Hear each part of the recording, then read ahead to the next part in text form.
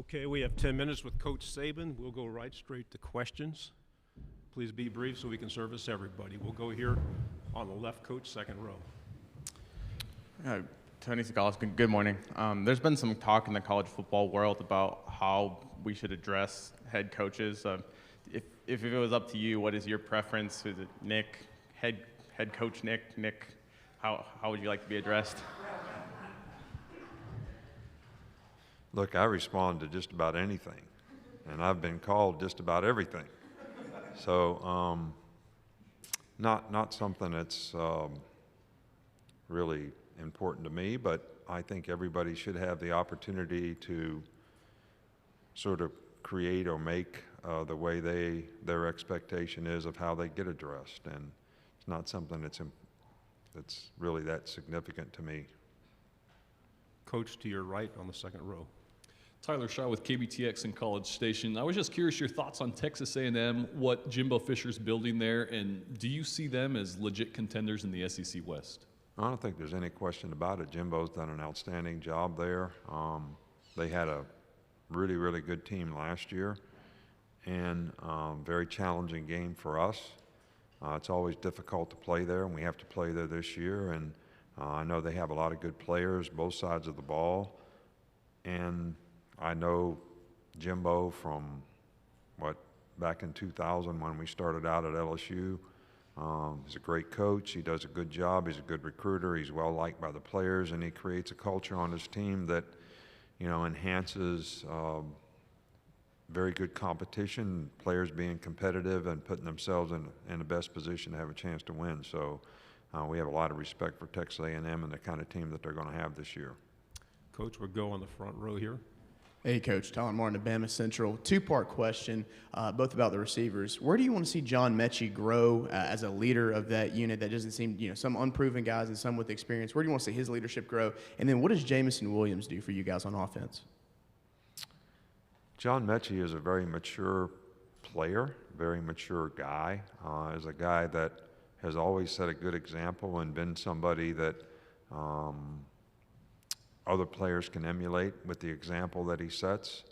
He's been a good leader in that group, and a lot of the players respond to him in a positive way because he has a very serving personality. He's not confrontational, but he's very helpful.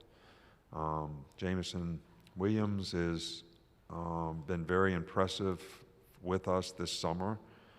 We felt like we needed somebody who has juice and speed at receiver to complement the players that we have, and some experience because we've lost 4 first-round draft picks in the last 2 years at that position, and he certainly has not disappointed us in how he's added those elements, to our offense, especially in what we've seen this summer.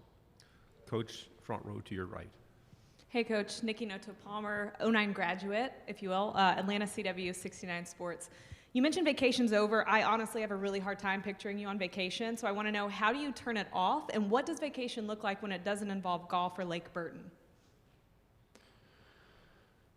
Well, I'm so obsessive compulsive that we only go to Lake Burton in the summertime. That's the only place we go. And we go to our house at Gasparillo Island, which is Boca Grande in Florida, in the wintertime when we have a few days. That's the only place we ever go. So, but I do, contrary to public opinion, enjoy sort of being away, different circumstance, different environment. I really enjoy the lake. I play golf every morning. People don't like the fact that I take a bath on the dock, dive in, soap up, dive in again, rinse off. It's, kind of the hillbilly in me from West Virginia. And, Terry and I get to spend a lot more time together just to enjoy each other, which we don't get to do very often. So it is different, and it is good, and it does recharge you. And even though I'll still watch recruits on the video, and I'll, kind of look at next year's opponent sometimes if it's a rainy day or whatever, it still has helped me learn how to turn it off so that you're more ready when you have to turn it back on. Coach, to your left front row. AP Stidham, WHEP, AM and FM, Foley, Alabama. Coach, is this the most depth you've had at the punting position? And what do you tell Will Reichert after having such a spectacular season?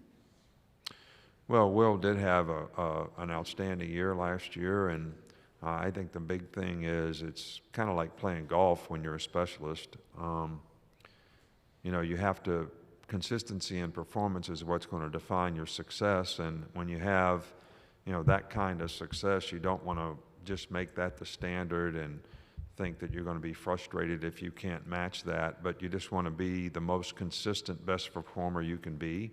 That's what we tried to emphasize with him. And look, we have a lot of punters because we're trying to get, it's not been one of the strengths of our team. So we're trying to get someone who has the ability to go out there and change field position for us a little better than what we've been able to do the last few years. That's not been one of the things that we've done a great job of when it just comes to punting average, punting performance, consistency at that position. So, you know, hopefully with the guys that we have there now, someone will be able to do a little better job for us. Coach, to your right on the second row. Ryan Hennessy, NBC 13 in Birmingham. Coach, going into last year with a limited capacity, how important is it as a coach for you to have your players have 100% with the fans this year? And do you talk to Greg and your president about how important it is to have 100% capacity this year at Bryant-Denny? I think that from a player's perspective, the players that went out early for the draft all had very sad eyes when they said that the thing that I regret most is playing my last season and we didn't have 100% fans. So from a player's perspective, I know how important it is for players to feel the energy, feel the enthusiasm, feel the passion, because it is a great atmosphere and environment all over the SEC, but also especially at Bryant-Denny Stadium for our players. And it's exciting, and they enjoy that part of the game and the excitement of the game, and to be able to go out and try to perform well in front of a lot of people. And so it's as important as anything to me, but it's also something that has to be safe for the people who do it. So we don't want to minimize that, even though we have a lot of enthusiasm for that to happen. Coach, to your left front row. Coach Drew DeArmond, WZZN Radio in Huntsville, Alabama. Development is a huge part of your program. After spring practice, tell us about the development of some young offensive linemen like Damian George and also J.C. Latham that joined your program and enrolled early. Well, I do think that because we have to rebuild the offensive line to some degree, we have 2 starters back and some other players who have played a significant amount, but we also have a lot of young players. I think you named 2 of them that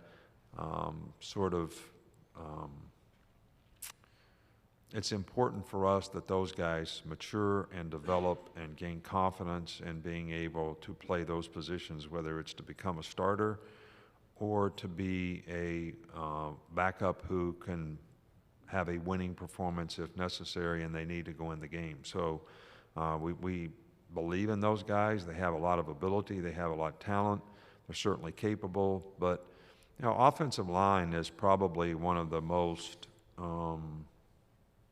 important positions to be able to develop because there's so much playing together with the other guys, whether it's pass protection, run blocking, whatever it might be. So to have a cohesive group up front that can kind of trust and believe in each other, I think is really important. And those 2 guys' development will obviously be pretty significant in how that group sort of develops this year. 2 final questions. The first one, Coach, to your right, second row.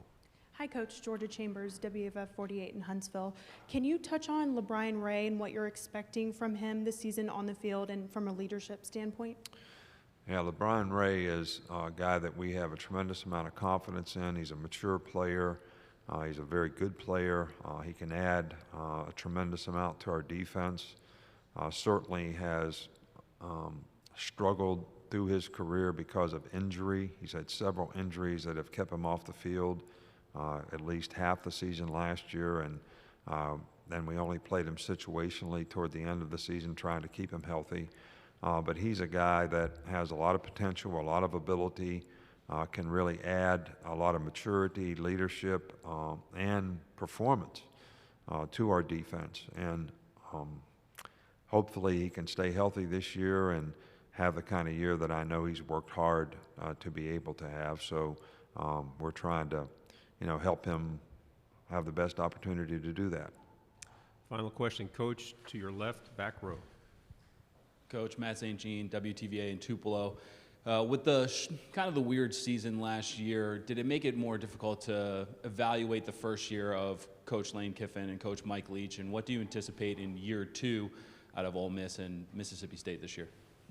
Well, I have a lot of respect for those two coaches and those two programs, and I think both those guys will do well, and I do think that it was probably as difficult a circumstance to try to take over a team and a program relative to COVID, not being able to have spring practice, not being able to do a lot in the summer with the players. So you're talking about implementing new systems and new philosophy, creating new cultures, and not having really much of an opportunity to do it until fall camp started, which started late. I think it's really hard to judge, but I think both guys did a good job last year under the circumstances, and I'm sure they're going to do even better as time goes on. Thank you very much, Coach. We appreciate your time. All right, thank you. Appreciate it.